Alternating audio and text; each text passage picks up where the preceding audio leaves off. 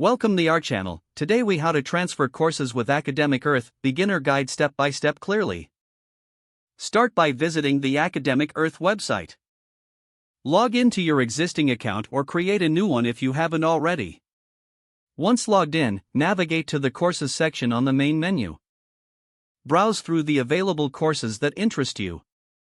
Select the course you wish to transfer. Take note of the course details such as prerequisites and credit hours. Check the compatibility of the course with your current institution's curriculum.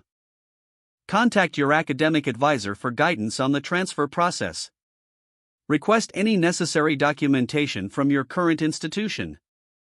Prepare your application for the course transfer. Fill out the required forms on the Academic Earth platform. Submit your completed forms along with any supporting documents. Monitor the status of your application through your account dashboard. If approved, follow the instructions provided to enroll in the new course. Keep track of deadlines and important dates related to the transfer. Stay in communication with both institutions during the transfer process. Reach out for help if you encounter any issues. Once successfully transferred, focus on making the most of your new course. If the page does not load, refresh the browser or try again in a private or incognito window.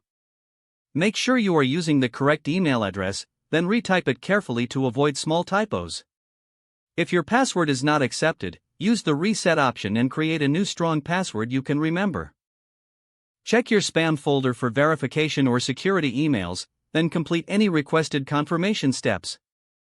Enable two-factor authentication if available to improve account security and reduce unauthorized access risk.